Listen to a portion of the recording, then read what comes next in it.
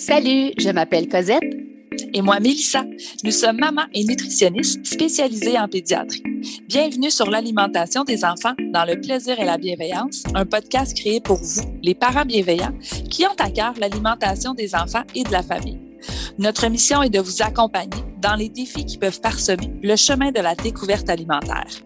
Seul ou en compagnie d'invités, nous partagerons trucs et conseils pratiques à déguster tout en étant sur la route, en train de plier une brassée ou en relaxant avec un bon café réchauffé. Avec nous, vous comprendrez le pourquoi du comment pour vous donner ou redonner confiance en vos approches parfaitement imparfaites pour permettre à vos enfants de devenir des mangeurs heureux, compétents, curieux, intuitifs et bien dans leur corps, une bouchée à la fois, dans le plaisir et la bienveillance. Bonne écoute!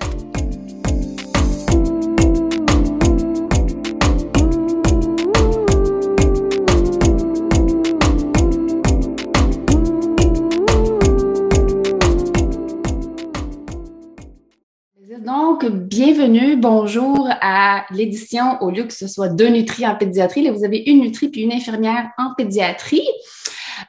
Audrey, qui est une découverte coup de cœur pour moi sur les réseaux sociaux, la joie des réseaux sociaux. Il y a un côté positif quand même aux réseaux sociaux. C'est des belles découvertes comme ça qu'on fait. Alors, ce matin, suite aux publications qui ont été faites donc avec Audrey, qui est la maman infirmière, sur l'intro des aliments et des allergènes. On fait un live pour répondre à vos questions parce qu'effectivement, c'est un sujet qui reste chaud. C'est un sujet qui suscite beaucoup de questions, beaucoup d'inquiétudes auprès des parents. Alors, on est là pour répondre à vos questions. On en a reçu plusieurs qu'on a essayé un peu de résumer, mais n'hésitez pas à en mettre autant sur Facebook que sur Instagram. Puis, on va essayer d'y répondre si jamais on ne les a pas déjà couvertes. Avant de commencer, je voulais juste vous dire que toutes les informations qu'on va vous donner aujourd'hui, ça reste à titre général. C'est des conseils généraux, c'est de l'information générale. Ça ne devrait jamais se substituer aux recommandations que vous allez recevoir ou que vous avez reçues par votre médecin, pédiatre, IPS, nutritionniste. Donc, si jamais vous avez une approche plus personnalisée avec votre bébé, il ne faut pas tenir compte de ce qu'on vous dit en remplacement aux recommandations parce qu'on ne connaît pas votre bébé, on n'est pas dans son dossier. On est là vraiment pour prendre la science, la vulgariser et la rendre accessible à vous qui avez des questions aujourd'hui. Sur ce, est-ce qu'on commence? Ben oui, est-ce qu'on plonge dedans? On y va! Alors, la première question qu'on a reçue et qui, ma foi, est une question super importante. Comment différencier une intolérance versus une allergie alimentaire? Donc, moi-même, j'en ai appris grâce à Cosette. Il n'y a pas d'allergie avant l'âge préscolaire. En fait, il n'y a pas d'intolérance, que je veux dire. Il n'y a pas d'intolérance avant l'âge préscolaire. On appelle ça une allergie digestive. Donc, en fait, le système immunitaire est impliqué de manière différente. Il y en a une que ça va être plus au niveau des symptômes gastriques, ça va rester dans ce coin-là. Donc, des diarrhées, des crampes, muqueuses dans les selles. Et l'autre, ça va perdurer et évoluer au fil du temps. Au fur et à mesure qu'on va exposer l'enfant avec les allergènes, donc au début, ça peut être des petits boutons, après, ça peut vraiment être un rash complet au niveau du corps. Donc ça va évoluer au niveau du temps. L'intolérance que tu me disais, là, Cosette, c'est qu'il y a plus une intolérance au sucre. Donc, une intolérance, quand on parle d'une intolérance au lactose, c'est vraiment quand c'est plus spécifié au sucre. Puis le bébé, en fait, le nourrisson, de ce que j'ai compris de ce que tu m'as dit, c'est que ça n'existe pas, ça. Cette intolérance-là, parce qu'il n'y en a pas. Donc, c'est en gros résumé, là, parce qu'après, c'est sûr qu'on peut aller plus en profondeur. Oui. Je pense que même une publication, peut-être là-dessus, ça serait pertinent là, pour les parents de démystifier l'allergie avec l'intolérance. Là, c'est vraiment quoi? Parce que non, il n'y a pas d'intolérance à cet âge-là, même si le médecin va vous dire il y a une intolérance aux protéines bovines ou quoi que ce soit. Non, c'est vraiment une allergie. C'est que souvent, on va pas confondre, mais on va comme nommer l'allergie qu'on dit non IgE médiatique. Si je rentre vraiment dans les détails. Dans les détails, puis les vulgariser. Une allergie, là, c'est vraiment une réaction du corps qui est exagérée face à une protéine alimentaire. Puis c'est une réaction exagérée, puis on peut la diviser en deux quand on parle d'allergie. On parle de IgE médié, tu l'as bien décrit. Tu sais, c'est une allergie, c'est une réaction qui va impliquer le système immunitaire. Quand on parle de IgE, non IgE, c'est vraiment le système immunitaire est impliqué, tu l'as si bien dit, mais de deux manières différentes. Ce qui fait qu'en sorte que quand c'est IgE médié, c'est le genre d'allergie que vous allez diagnostiquer chez l'allergologue avec des tests d'allergie. On est capable de savoir tu es allergique aux arachides, aux œufs, à la menthe. On est capable, voilà, on est capable de mettre le doigt là-dessus. Et ce genre de réaction-là, lorsqu'on parle de prévention d'allergies alimentaires, c'est de celle-là qu'on parle. Donc, vraiment, la publication avec la prévention des allergies, c'est vraiment les allergies IgE médiées chez les enfants. Donc, lorsqu'on introduit les aliments, c'est souvent ça, la crainte des parents et les réactions. Donc, oui, elles peuvent être sur différents systèmes, puis on l'a bien écrit, tu l'as bien décrit dans la publication. Donc, oui, ça peut être au niveau cutané, ça peut être au niveau respiratoire. Donc, elle peut évoluer dans le temps et c'est là où on prescrit habituellement l'épipène quand on a un diagnostic d'allergie IgE médiée. Quand on a une allergie non IgE médiée, là, vous allez vous reconnaître les mamans qui ont des enfants qui font beaucoup de reflux. Parfois, ça peut être à cause vraiment d'une allergie non IgE médiée au lait, au soya, on entend soit protéines bovines. Ça, c'est l'autre volet des allergies. C'est pas une intolérance, c'est pas qu'elle est moins grave, c'est tout simplement que ça ne met pas la vie de l'enfant en danger. Elle n'évolue pas. Côté respiratoire, ça reste très souvent juste au niveau du système gastro-intestinal de l'enfant. Donc, on va avoir des diarrhées, des maux de ventre, des crampes. Ça, je pense que c'est important. C'est ça, je pense que c'est important que tu le mentionnes parce que c'est pas parce que c'est une intolérance que c'est moins grave. Ça reste que c'est une allergie, ça reste que c'est un inconfort quand même pour l'enfant. Je veux dire, c'est quand même désagréable d'être en diarrhée à répétition dans une journée. Des crampes, on le voit bien, on aimerait ça prendre leur mal. Fait que ça, c'est super pertinent ce que tu viens de dire. Oui, puis le traitement est le même. Il faut enlever l'aliment qui est en cause. C'est juste que je n'aurais pas besoin probablement de l'épipène ou son équivalent pour celle qui est non IgE médiée. Puis là, ce qu'on parle d'intolérance, c'est plus souvent associé au sucre. Puis ça, c'est vraiment plus lorsqu'on parle d'intolérance au lactose. Donc, c'est vraiment une autre catégorie lorsqu'on parle intolérance. Donc, j'aime ça appeler un chat un chat. Fait que quand vous êtes avec un bébé, tu sais, souvent les familles qui sont soit sur Alimentum, Nutramigène, c'est vraiment c'est une allergie. Ce n'est pas une intolérance. Ça s'appelle une allergie digestive ou non IgE médiée. Appelez ça comme vous voulez, mais ça reste que j'appelle ça une allergie. Là, je pense que c'est clair. Je pense que c'est clair. Puis je pense que vous pourrez le dire à votre médecin aussi prochainement que c'est vraiment plus une allergie. Je pense que j'espère que ça a répondu, en tout cas, de ce que je comprends. Moi, ça a répondu à la question là, sur allergie versus intolérance. Est-ce que tu veux poser la prochaine ou j'en pige une au hasard? Oh, ben écoute, faire la suite, je te dirais, avec la première question, c'est qu'il y a une maman qui a posé une question plus pointilleuse, mais je la trouve bonne parce qu'on peut remplacer l'aliment par n'importe quoi. Je suis allergique aux pommes, aux pêches. Est-ce que je dois les traiter comme des allergènes chez les bébés? Vous savez, au Canada, on a recensé 9 allergènes qu'on dit prioritaires. Parce qu'en fait, c'est qu'on peut développer une allergie à n'importe quel aliment qui contient une protéine alimentaire. Mais les plus fréquentes, celles qui ont causé les allergies les plus sévères, sont les 9 qui ont été recensées, puis sont celles qu'on a énumérées dans notre publication. Donc, je pense que vraiment... c'est dans 90% des cas, c'est vraiment ceux-là qui reviennent. C'est pas parce qu'on a mentionné eux que tu peux pas être allergique aux tomates ou tu peux pas être allergique à ça. On a mentionné ceux qui étaient revenus plus souvent, mais ou au kiwi aussi, j'en connais aussi des enfants qui sont allergiques au kiwi, qui ont besoin d'un épipène, au cas où ils sont en contact, même si ça ne fait pas partie des allergènes prioritaires, ça reste que oui, je peux développer une allergie à n'importe quelle protéine alimentaire. Mais ceux-là, on les a ciblés étant donné la sévérité de la réaction. Et c'est vraiment ceux-là qu'on va introduire selon les recommandations qu'on a énumérées dans la publication. Donc, est-ce que cette maman-là doit les traiter comme des allergènes chez bébé? Si vraiment ça vous sécurise, vous, de le faire, vous pouvez le faire. Mais mettons que vous me remplacez pomme-pêche par arachide, OK, qui fait partie des allergènes prioritaires. Ma réponse va être, c'est pas parce que vous êtes allergique aux arachides que votre enfant a plus de risque d'être allergique aux arachides. C'est pas l'aliment qui descend du parent à l'enfant, c'est qu'il est à risque de développer une allergie alimentaire X. Il est à risque de développer probablement plus d'asthme, plus de rhinite allergique. Donc, il est plus à risque de développer une atopie aussi. Donc, ça se peut que ce soit ces aliments-là, ça se peut qu'il n'y ait rien ou ça se peut que ça soit complètement un autre aliment. Donc, si vous, ça vous sécurise de l'introduire graduellement, c'est correct. Mais sachez que théoriquement, si vraiment je me fie vraiment sur la science, ce n'est pas considéré comme les allergènes prioritaires, mais ça n'empêche pas le fait que vous êtes allergique à ces aliments-là, vous pouvez l'introduire de la façon avec laquelle vous êtes la plus à l'aise auprès de votre bébé et vous surveillez les symptômes. Exactement. Oui. Tu avais abordé ça me faisait penser quand tu parlais de l'alimentation. On a reçu une question, c'est je vais essayer de remettre toute la question en ordre. Là. Il y a une maman qui disait qu'elle utilise du lait maternisé pour sa fille de 4 mois, mais elle ne tolère que l'alimentum. Elle ne tolère rien d'autre. Comment faire de belles transitions entre les laits? Elle a essayé plusieurs laits, essayé Promino, puis Alimentum en ce moment est backordered, puis ça lui crée pas mal d'anxiété. Donc, qu'est-ce qu'on fait dans ce cas-là pour créer une belle transition entre les laits? Là, on est vraiment dans la clinique. J'espère qu'il y a une nutritionniste dans votre dossier qui vous accompagne, ou un pédiatre, ou une IPS, ou quelqu'un qui vous accompagne dans la transition des laits, parce que ça reste que, oui, Alimentum, il est en rupture de stock. Donc, la poudre, elle a été retirée temporairement. Là, on ne connaît pas les délais de réapparition du produit sur le marché. Le liquide aussi.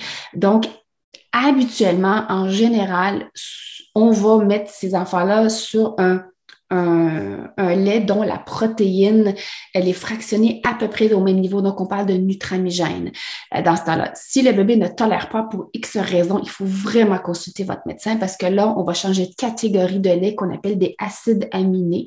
Ça, je ferai, je pense, à un moment donné, une publication sur la différence entre les laits et la protéine des laits. Donc là, vous allez avoir du Neocate ou du Puramino. Donc, ce sont deux entreprises complètement différentes. Ça reste que c'est à base d'acides aminés. C'est pas parce que je ne tolère pas le Puramino que je ne tolérerai pas le Neocate. Même chose avec Alimentum, Nutramigène. Donc, c'est vraiment de l'essai et de l'erreur. Et je vous dirais, recadrer, c'est quoi pour vous, il ne tolère pas. Parce que souvent, on se dit, bébé pleure plus, bébé se cramponne un peu plus, mais ça se peut que ça soit juste une petite période de transition. Puis à un moment donné, il va s'habituer au lait. C'est pour ça que je vous dis, il faut regarder le bébé dans son ensemble et avoir un médecin qui vous accompagne là-dedans. Je ne peux pas le faire ici sur les réseaux sociaux, mais je peux au moins vous dire peut-être juste les sortes de lait en transition, mais ça prend une prescription, bien évidemment, pour avoir, mettons, le Puramino ou le Neocate. Il y a des nutritionnistes qui prescrivent, mais il faut que ce soit l'intrusiste qui suit votre enfant. Il ne faut pas m'appeler et me demander, peux-tu me prescrire? Non.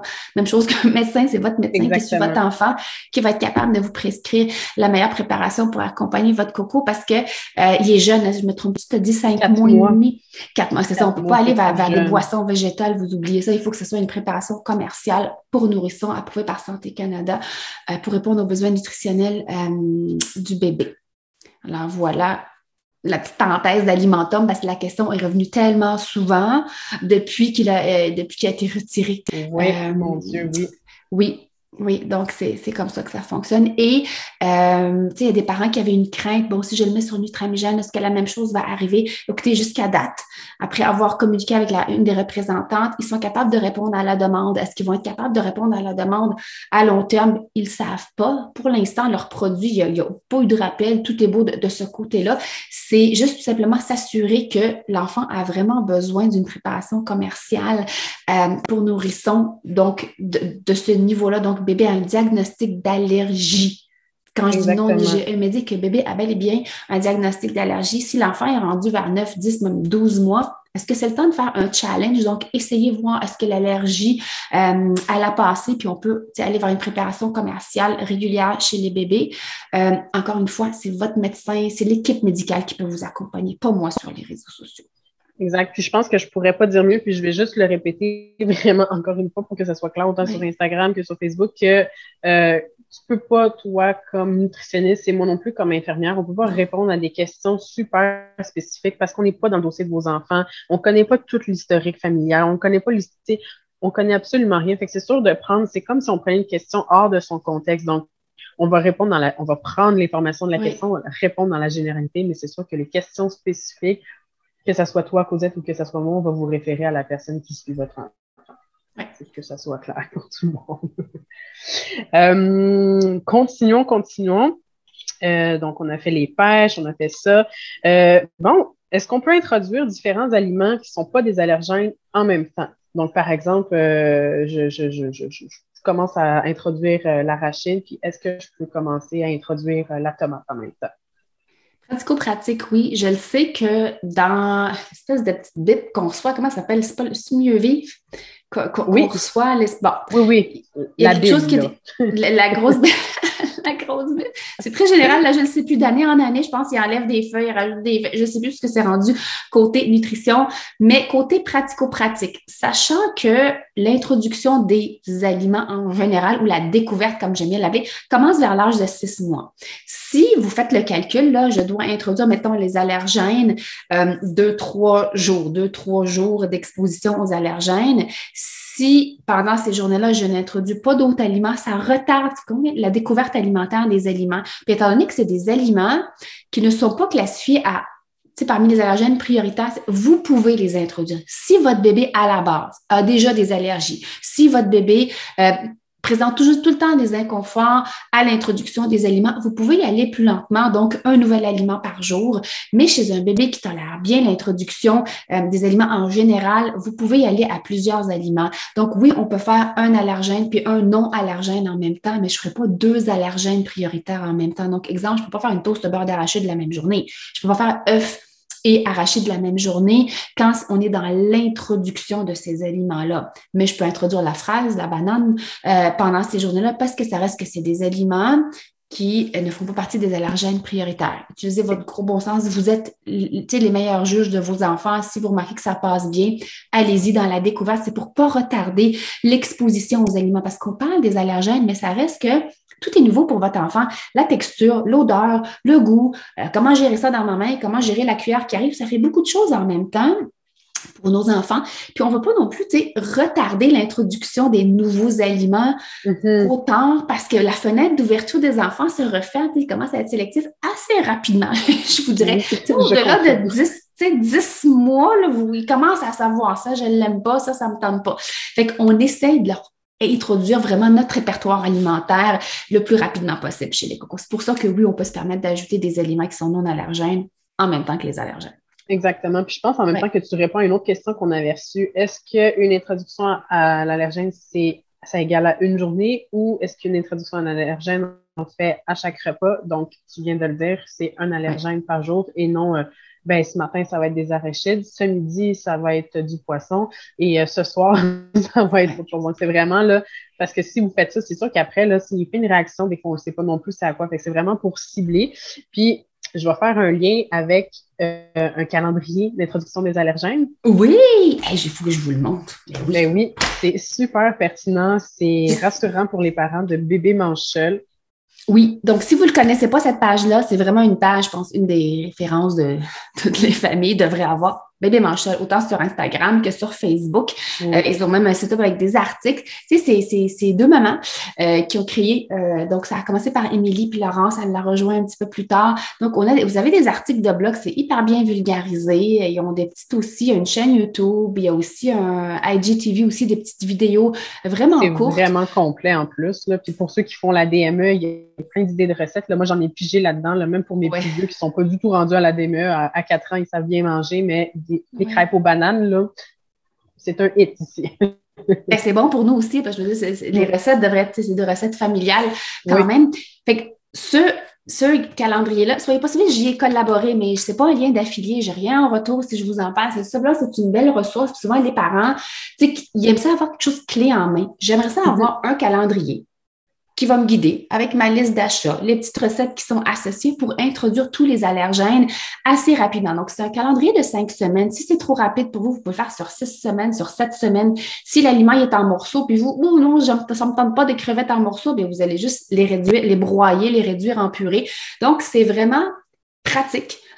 C'est simple, ça représente quand même la réalité des enfants, des bébés. Donc, sur 5 semaines, à la fin, j'ai répondu à 5 questions fréquentes en lien avec l'alimentation des enfants. Donc, il est disponible sur leur boutique de bébés mange seul en format comme ça, papier. Et vous l'avez aussi en format PDF. PDF, il n'y a pas la section nutrition à la fin sur laquelle je réponds aux 5 questions, mais vous avez quand même le calendrier d'introduction des allergènes si jamais ça peut vous guider. Vous voulez quelque chose vraiment clé en main, là, les 5 semaines, tous les allergènes, les recettes. c'est la première seule ressource qui existe comme ça. Donc, moi, je le recommande vraiment fortement. Les parents, habituellement, sont bien contents de l'avoir. Vous pouvez aller à votre propre rythme, mais au moins, parce que souvent, on me dit, oui, mais le blé, il est partout. Comment je peux faire juste pour faire le blé, pour faire l'arachide, pour faire les noix ensemble? Fait que, tu sais, l'ordre est quand même logique pour toutes les introduire sans en introduire 2 en même temps. L'autre chose qu'il y a sur notre site web, si vous allez dans la zone outils gratuits, parce qu'on avait une question qui disait, est-ce qu'il existe une liste officielle afin de savoir l'ordre et quand les introduire?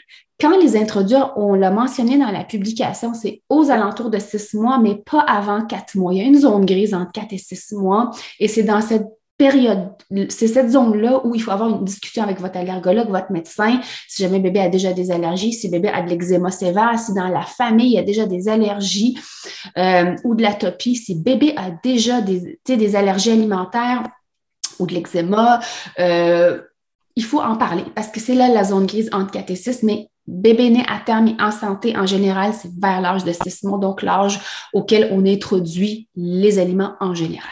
Donc, ce que vous pouvez aller télécharger, c'est tout simplement la liste des allergènes. Vous l'avez quand vous êtes sur notre site web, donc nutritionnistenpédiatrie.com, zone outils gratuits, vous cliquez, vous vous inscrivez, vous recevez un mot de passe. Ça vous donne accès à plein d'outils. Et c'est là où vous avez la liste de tous les allergènes. C'est vraiment un truc recto verso.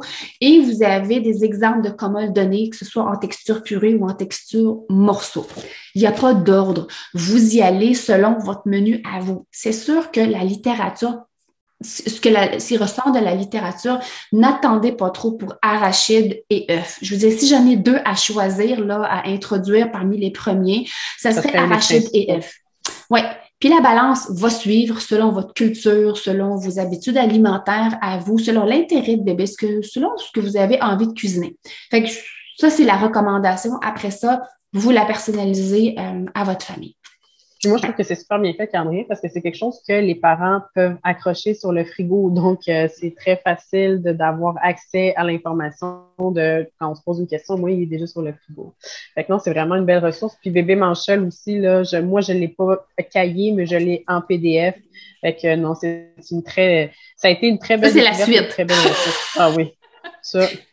Vous avez des recettes sur leur site, mais il y a aussi un livre vraiment de 100 recettes qui est disponible aussi en PDF. Et moi, j'aime bien le papier. Je suis encore papier. Je sais pas, je dois être vieille. Je sais pas. Moi, j'aime ça le papier. Je suis pas rendue à avoir des trucs PDF, mais c'est hyper pratique. C'est vraiment des recettes familiales. Donc, vous pouvez les mettre au centre de la table, puis tout le monde partage. Puis, il n'y a pas de sucre concentré. Souvent, on dit, limiter le sucre chez les enfants parce qu'ils sont tout petits. Ben, il n'y en a pas dans les recettes. Fait que ça convient vraiment. Ça peut donner de très bonnes idées. Ça convient à tous les enfants. Pour avoir un 4 ans et demi, là, oui, ça convient à tous les enfants. Parlant de l'introduction des allergènes, on avait reçu une question. On a pour les noix à tester. Est-ce que c'est 1 à 1? Donc, une journée, c'est le cajou. Le lendemain, c'est l'amande. Et après, ainsi de suite. Parce qu'il y en a quand même une coupe de noix, là. Oui, il y en a une coupe de noix. Là, encore une fois, utilisez votre gros bon sens et la logique. Si chez vous, là, vous mangez des cachous, si chez vous, vous avez des noix de Grenoble parce que vous faites des brownies, si chez vous, je ne sais pas moi, vous aimez le beurre d'amande, mais là, vous le savez que ces 3 noix-là sont à intégrer chez votre enfant de manière séparée et ciblée. Là. Je vais prendre mon beurre d'amande que je vais intégrer dans, je ne sais pas moi, une céréale de bébé ou je vais l'intégrer dans une recette pour introduire mon bébé à l'amande. Mais c'est vraiment un allergène à la fois, donc 2 à 3 expositions par noix. C'est pas lundi l'amande, mardi la cachou. Non, 2, 3 expositions pour l'amande, 2, 3 expositions pour les cachous, 2, 3 expositions, je sais pas, pour les pignons. Bref, peu importe la noix que vous avez. Si c'est des noix que vous ne mangez pas, est-ce que je suis obligée d'aller la chercher? Pas nécessairement, sauf que allez pas acheter, vous savez, l'espèce de petit pot qu'on trouve chez Costco, là, un beurre de noix qui est délicieux. Il est vraiment bon, sauf qu'il y a beaucoup de noix dedans. Alors, si vous donnez ça à bébé comme première exposition, puis bébé réagit, ben là, on va arrêter toutes ces noix-là parce qu'il faut aller avec des tests d'allergie sécurité. Ben, c'est laquelle? C'est vraiment quand vous en faites plusieurs parce que, bon, vous avez décidé de le faire comme ça. C'est juste trouver c'est laquelle qui peut être Il faut attendre le rendez-vous pour trouver c'est laquelle, puis on les arrête tous. Tandis que quand on les fait une à la fois, vous le savez que vous en mangez. Il y en a qui vont aller chercher des boissons de cachou également. Donc, comment je les introduis, les noix? Soit j'achète la noix, je la mets dans mon moulin à café, elle devient en poudre, ou avec mon mortier, je vais casser ça, puis quand elle devient vraiment en poudre, je suis capable de rajouter un petit peu d'huile, ça devient comme une tartinade. Si vous ne voulez pas acheter les beurres de noix, assez dispendieuse, ou je peux juste prendre la poudre puis l'intégrer, exemple, dans quelque chose que bébé mange déjà. C'est comme ça que je peux les introduire. Je peux également prendre les boissons de ces noix-là si elles existent. Mais la façon la plus simple, c'est de prendre la noix, la broyer, l'intégrer dans quelque chose que bébé mange. Exactement. Mais on y va vraiment une noix à la fois. Puis par la bouche. Oui, Je le répète. pour que ça fonctionne, comme une exposition, il faut vraiment qu'il y ait un contact avec, je pense qu'on leur dira jamais assez, là, avec le système digestif. Donc, je sais que, mais j'ai connu certains parents qui disaient, je vais le tester sur la peau avant, le beurre d'arachide, là, juste pour voir, mais là, il était rouge. Posez-vous la question, est-ce qu'un beurre d'arachide, ça va sur la peau? Ça se peut que ça devienne rouge. Fort probablement, parce que c'est pas censé juste aller sur la peau. Ça va créer une irritation, là. Faites le test par vous-même. Faites-vous un masque de beurre de pinot. Je suis pas sûre que votre visage va l'apprécier. Donc, c'est vraiment un contact avec le système digestif. Puis, on parlait là d'exposition multiple. On avait reçu comme question, j'ai mon bébé de 6 mois qui joue dans nos assiettes depuis 5 mois, mais il aime rien. T'sais. Puis après, comment on peut compter ça aussi? C'est comme une exposition. Moi, le mot que j'ai découvert, c'est la découverte alimentaire. Ce n'est pas nécessairement l'introduction des solides, mais c'est vraiment une découverte alimentaire. Fait, il peut jouer dans les assiettes depuis 5 mois. Ça se peut qu'il n'aime rien parce que, comme tu as dit, c'est toute une adaptation pour un petit pet. Là, il y a déjà pas très longtemps de vie. Puis là, du jour au lendemain, on lui dit, faut que tu aimes cette texture-là, ce goût-là, gère ta cuillère tout seul, puis il faut que ça rentre dans la bouche, puis pas de dégâts parce que j'ai pas envie de ramasser. Ça fait vraiment beaucoup à gérer pour un petit enfant. Fait que, c'est sûr que c'est la découverte. Il va toucher à tout. Peut-être qu'il va en recracher plusieurs fois. Ça aussi, ça a été une question. Est-ce que ça compte comme une exposition s'il recrache plusieurs fois? Oui, ça peut compter, mais il faut l'exposer à plusieurs fois pour s'assurer que même s'il y a une petite mini bouchée qui rentre dans le système digestif, au moins, il va avoir eu un contact. Fait que pour en revenir à la question de est-ce qu'il aime rien, est-ce que c'est grave? C'est pas du tout grave, je veux dire. Il faut continuer à lui présenter des aliments.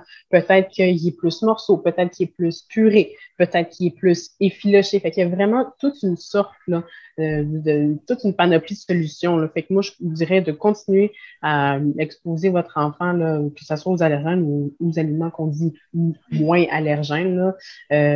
Mais c'est sûr que c'est une évolution qui est en perpétuité. Ça va évoluer au fur et à mesure du temps. Donc, faut pas arrêter, faut pas se décourager, faut pas nécessairement repasser au purée directement. L'enfant va découvrir par lui-même qu'est-ce qu'il aime, comme tu dis, qu'est-ce qu'il aime pas, les textures aussi, là. Donc, je pense que non, c'est pas bien grave si ton enfant de 5 mois, 6 mois joue dans tes assiettes, c'est parfait au contraire. Oui, c'est tout jeune. Oui. Tu sais, 6 mois de vie, là, c'est rien dans une vie, là, 6 mois. Là, on s'entend-tu que les premiers mois de vie, ça commençait à être conscient. Donc, non, à 6 mois, là, on parle encore vraiment de découverte alimentaire là, au niveau des textures et toute autre chose. Là. Parce que là, tu parles de texture dans la bouche, mais il y a aussi tout ce qui est motricité fine. Votre enfant, il n'est pas encore très habile. Là, c'est une prise très grossière des aliments. Il est en train d'apprendre qu'est-ce que ça fait, si tu mouillé, si tu chaud, si tu froid. Il n'est pas rendu, lui, il ne sait pas où vous voulez qu'il mette dans la bouche pour régler le cas, je ne sais pas, moi, du poisson, exemple. Fait que, tu sais, découvrir, mettre le plaisir de l'avant. Puis si vous voulez, tu sais, dire, là, j'aimerais ça régler le poisson parce que ça fait comme 6 fois que j'y en donne puis je peux juste jouer avec. Mais ce que vous pouvez faire, vous pouvez préparer une petite quantité, écraser à la cuillère puis la donner à bébé. Tu sais, ça a l'impression d'être un jouet de dentition. Fait que l'enfant va prendre la cuillère puis il va la mettre dans sa bouche. C'est comme un petit réflexe du main-bouche. Parfois, ça peut fonctionner de cette façon-là. Si vous voulez absolument introduire les allergènes puis le laisser jouer avec les autres aliments, ça peut être une alternative.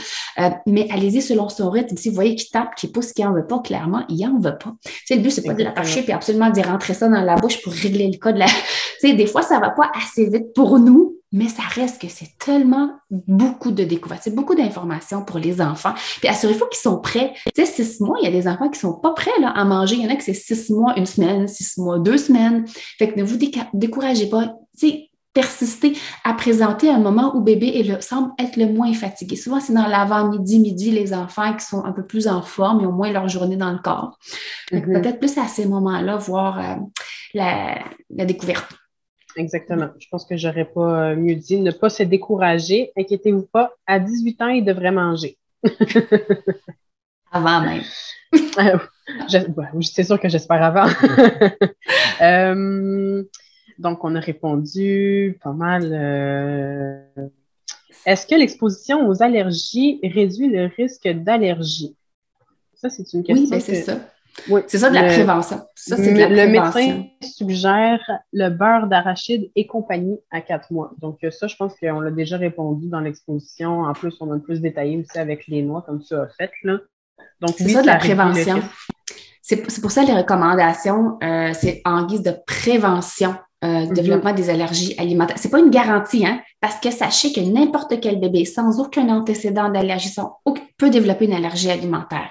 Mais plus vous montez dans la pyramide des facteurs de risque, plus il y a de risques que ça ne veut pas dire qu'il va l'avoir, ça ne veut pas dire qu'il ne va pas l'avoir. Vous montez juste dans les chances ou les risques que votre bébé va développer une allergie. Et pourquoi on parle de 4 mois? Probablement qu'il doit y avoir quelque chose dans l'histoire familiale.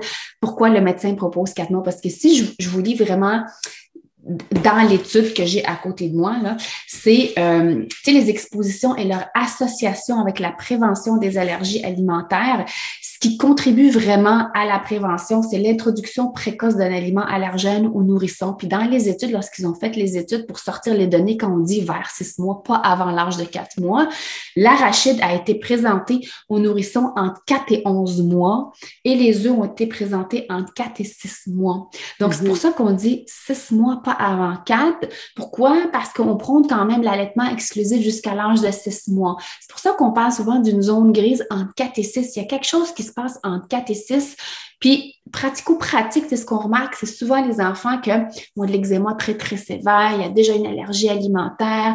Est-ce que ça vaut la peine d'introduire des aliments avant l'âge de 6 mois? Mais bien évidemment, il faut qu'il soit physiquement prêt à recevoir des choses. Si vraiment il est assis, il n'y a aucun tonus, là, tout ressort par la bouche, bien, on va attendre un petit peu. Il y a le côté sécurité aussi au niveau de la déglutition chez l'enfant. C'est pour ça que parfois, vous allez entendre le 4 mois. C'est vraiment pour la prévention. Puis plus vous montez un peu dans la pyramide, et plus les médecins et les pédiatres ont tendance à proposer plus le 4 que le 6. Mais posez la question, pourquoi 4? Est-ce que vous êtes en train de me dire qu'il peut parce que physiquement, il y a de l'air prêt? Ou est-ce que vous suggérez fortement parce qu'il y a une raison? Posez des questions, ils vont vous répondre. Les médecins ou les pédiatres, s'ils n'ont pas la réponse, bien, vous pouvez poser la question à l'allergologue si jamais c'est si jamais des allergies dans la famille. Souvent, c'est pour cette raison-là qu'on va le proposer où il y a comme cocher facteur de risque plus élevé. Donc, on prévient. Ouais, on vous donne vraiment toutes les suggestions pour prévenir, mais ça ne veut pas dire que ça n'arrivera pas. Puis lorsqu'on parle d'exposition, 2 à 3 expositions, bien, il y a des enfants qui vont réagir à la 10e exposition. C'est une réponse du système immunitaire, mais c'est comme ça qu'on propose d'introduire quelque chose de nouveau. Tu sais, on peut développer une allergie alimentaire à n'importe quel âge dans la vie, même à l'âge adulte. Il y en a qui tolèrent super bien le poisson, puis à un moment donné, ils réagissent au poisson. Donc, c'est toujours d'être à l'affût des réactions des enfants. Puis, tu sais, jusqu'à l'âge de 5-6 ans, là, on est supposé être assis avec notre enfant en train de manger. Pourquoi? Parce que ça fait partie des recommandations pour réduire le risque d'étouffement chez les enfants. Il faut toujours être en constante surveillance d'un enfant qui est en train de manger. Oui, pour tout ce qui est risque d'allergie, mais aussi pour le côté sécurité. Oui, la prévention du risque d'étouffement également. Ouais. C'est sûr que c'est... Oui, pour en avoir un 4 ans et demi qui, des fois, gobe tout et n'importe comment. Oui, il faut rester à côté de nos enfants, là, je dirais. J'avais reçu, tu parlais des facteurs de risque. J'avais une maman qui nous avait commenté, j'ai un bébé, j'ai pas eu le temps de noter la question, mais je pense que c'était vers 6 mois. Sa petite, c'était la seule de la famille qui faisait de l'eczéma. Elle voulait savoir si ça mettait l'enfant plus à risque au niveau des allergies. C'est sûr que je vais référer à la pyramide qu'on a fait là, durant la publication. Donc, eczéma léger, sévère. Après, aussi, il y a l'asthme qui rentre en compte, historique familial. Donc, c'est sûr que quand bébé présente un des facteurs de risque, ça le dit, il est plus à risque de contracter, mais de développer là, une allergie alimentaire. Fait que, c'est sûr que c'est à surveiller. Mais oui, ça peut répondre à la question brièvement. Je pense que mais c'est pas une garantie, c'est vraiment juste. C'est ça. C'est la science qu'on vous présente, puis après ça, il y a le gros bon sens, puis il y a la discussion avec le médecin, puis vous prenez la décision par la suite. Oui. Exactement. Tu sais, on relate toutes les informations qu'on regroupe ensemble. Quand on dit 2 à 3 expositions, c'est parce que c'est la généralité qui fait ça. mais comme tu as bien dit, ça peut être après une 10e exposition. Je veux dire, chaque être humain est différent, chaque enfant va réagir de manière différente.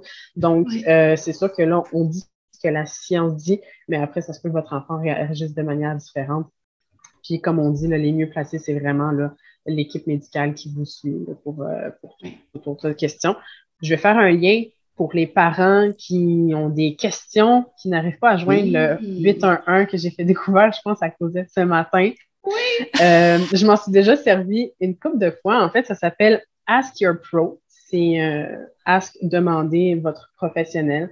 C'est québécois, c'est Alexandre Chagnon, un pharmacien d'ici qui a fondé ce site Internet, ma foi, qui a été, je sais pas comment je suis tombée dessus, mais ça a été une véritable trouvaille et une mine d'or.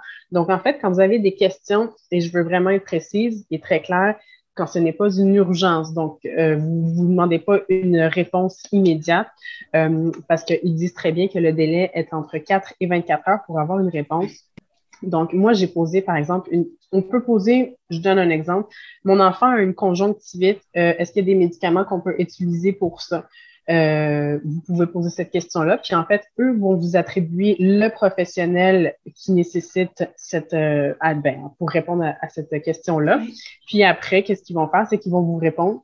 Puis c'est gratuit. C'est ça en plus, la magie, c'est que c'est gratuit, c'est super accessible, puis vous avez accès à toutes les questions. C'est pas juste des pharmaciens qui peuvent répondre, c'est aussi des infirmières. Je pense qu'il y avait des orthophonistes. Il décrit en fait la liste de professionnels qu'il y a. C'est une super belle ressource pour les parents. Si jamais vous avez des questions sur quoi que ce soit, même si c'est sur une réaction allergique que vous n'êtes pas certain, vous pouvez poser ça, puis si jamais le pharmacien ou le médecin, peu importe qui vous répondra, il vous conseillera peut-être d'aller consulter, mais au moins, ça peut donner un avis médical d'un professionnel qui va être calé dans le sujet que vous allez poser. Donc, c'est vraiment, là, je le répète, c'est Ask Your Pro. Je vais l'écrire dans les commentaires, askyourpro.com. Ben là, je dis .com, mais .com. Parce que c'est en anglais. Mais c'est québécois. Donc, vraiment, là, allez-y, utilisez-le à profusion. Là, c'est gratuit. Puis, ça peut soulager quelques questions aussi là, des parents. Là.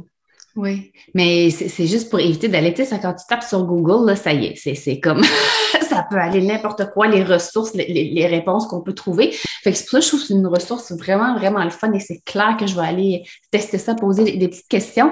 Puis moi, je voulais faire le lien avec le site d'Allergie Québec.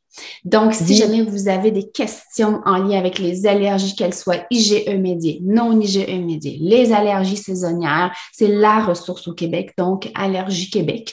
C'est aussi simple. Il y a même complet. Oui, il y a même une ligne de soutien que vous pouvez appeler. Encore une fois, ce n'est pas une ligne d'urgence. C'est une ligne sur laquelle vous allez appeler, vous déposez votre question, puis il y a quelqu'un qui va vous rappeler, vous recontacter pour vous donner la réponse dans les jours qui suivent. Donc, c'est pas une ligne d'urgence. Urgence égale 811-911. Quand je veux juste avoir de l'information, mais que ça peut attendre. Tu sais, j'ai une question, mais la réponse peut attendre. Bien, c'est là où vous pouvez être plus spécifique, mettons, aux allergies, Allergie Québec, tout ce qui est en lien avec donc, l'extérieur des allergies, donc médicaments, tu sais, tout ce que tu as mentionné, Ask Pro, bien, c'est vraiment c'est une super belle ressource. Clairement. Non, vraiment. Puis Allergie Québec, là, pour la capsule d'aujourd'hui, pour le live d'aujourd'hui, pour la capsule, moi, j'en ai vraiment beaucoup appris. Puis vraiment, là, si vous êtes encore un peu dans le néant entre IgE médié, IgE non médié, c'est super bien décrit. Vous allez voir, là, puis il y a des fiches aussi, le PDF, là, qui peuvent illustrer. Honnêtement, c'est vraiment une belle ressource pour tout ce qui est côté allergie. Donc, oui, je vais regarder un petit peu dans les commentaires. Oh, pardon, je vous ai bougé sur Instagram. Si on a reçu d'autres questions. Toi, tu regardes Facebook, puis tu regardes Instagram? Ben moi, je regarde Instagram parce que je n'ai pas vraiment accès à Facebook. OK, je vais aller voir les questions s'il y en a. Et puis là, je sais que... J'en ai une. Ah, vas-y. D'infirmière en périnatalité. Question. Allergie aux protéines de lait de vache, PLV. Parfois, ça entre dans l'ordre plus tard quand l'enfant commence à manger ou bien vous considérez cela comme si ce n'était pas vraiment une allergie à la base? Non, c'est une allergie non IgE médiée. Comme on l'a décrit, c'est une allergie non IgE médiée, mais ça reste que c'est une allergie, c'est pas une intolérance, c'est une allergie à la protéine de lait de vache. L'acronyme, c'est APLV, là, c'est ce qu'on voit le plus souvent. Donc, c'est des enfants qui ne tolèrent pas les préparations commerciales régulières Ou si c'est un bébé qui est allaité, les mamans vont suivre un régime d'éviction. Donc, ils vont enlever la protéine de lait de vache et parfois même la protéine du soya de leur alimentation, tout dépendamment des symptômes de l'enfant. Et habituellement, ce genre d'allergie-là va se résorber normalement après 6 mois d'éviction, selon la croissance, selon l'état général de l'enfant. On va essayer d'introduire la protéine de lait de vache. Puis encore là, c'est du cas par cas, ça dépend. C'est quoi qui a amené au diagnostic de l'allergie non IgE médiée. Fait que des fois, c'est aux alentours de l'âge de 9 mois qu'on va l'introduire. Des fois, c'est avant. Des fois, on a pesé sur le piton diagnostic trop vite. Le bébé faisait juste pleurer, puis on l'a mis là-dessus, puis ça s'est réglé, puis le parent, il ne veut plus essayer. Fait qu'on se dit, tiens, l'âge d'introduction des aliments, on peut peut-être essayer, voir d'introduire, est-ce que ça s'est résorbé ou pas, ou lorsqu'on est vraiment certain, là, il y avait du reflux, puis ça s'est vraiment réglé à l'éviction de la protéine de lait de vache. Puis parfois, on peut attendre selon les symptômes de l'enfant. Est-ce que l'état général, bébé va bien? Est-ce que la croissance va bien? Donc, ça peut être quelque part entre 6 et 12 mois qu'on peut essayer de faire ce que j'appelle un challenge parce qu'il n'y a pas de test d'allergie, c'est de l'essai de l'erreur. Un challenge, ça veut dire que je l'introduis puis j'observe est-ce que le bébé tolère. Je l'introduis de façon progressive, soit dans l'alimentation de la maman ou l'alimentation du bébé s'il est sous préparation commerciale pour nourrisson, mais ça reste que c'est une allergie à la protéine de lait de vache, ce n'est pas une intolérance. On ne le dira jamais assez. Oui, c'est une allergie non IgE médiée parce que ça implique le système immunitaire, mais par les différentes cellules. Oui, c'est de manière différente, mais ça reste que c'est ça. Puis ça se limite au système digestif. C'est vraiment ça. Digestif, c'est égal d'un trou à l'autre, de la bouche au trou de tête. Exactement. Donc, c'est vomissement en jet, du sang dans les selles, des muqueuses dans les selles, des crampes, des gaz. Donc, tout ce qui est vraiment là, gastrique, d'un bord ou de l'autre, on l'a dit. Diarrhée à répétition, donc ça va vraiment être... Puis encore là, je vous réfère au site Allergie Québec. Là, si c'est pas clair pour vous, IgE médié, IgE non médié, c'est sûr qu'en live, comme ça, peut-être que c'est plus difficile à comprendre. Moi, qui est quelqu'un qui est très visuel, j'ai besoin de voir les mots pour le comprendre. Donc, allez sur le site, vous allez voir, c'est très bien décrit, encore une fois. J'espère que ça a répondu à ta question. Alors voilà, j'espère que vous avez aimé cet épisode et si c'est le cas, abonnez-vous à notre balado. Si le cœur vous en dit, vous pouvez nous laisser une note ou un commentaire écrit car c'est comme ça qu'on peut faire connaître ce podcast à d'autres parents, futurs parents qui gravitent autour de la parentalité en général. Vous pouvez aussi nous écrire en tout temps si vous avez des questions ou des inquiétudes en lien avec l'alimentation de vos enfants. Ce podcast, on l'a créé pour vous et on souhaite du plus profond de notre cœur de maman et de nutritionniste qu'il puisse répondre à vos besoins, là, maintenant. En plus, tous les épisodes sont également disponibles sur nos chaînes YouTube, donc si vous préférez nous voir parler ou simplement lire les sous-titres, sachez que c'est possible. Merci tellement d'être là. On a déjà hâte au prochain épisode pour continuer de connecter avec vous et de jaser alimentation des enfants dans le plaisir et la bienveillance. Bye Mélissa! Bye Cosette!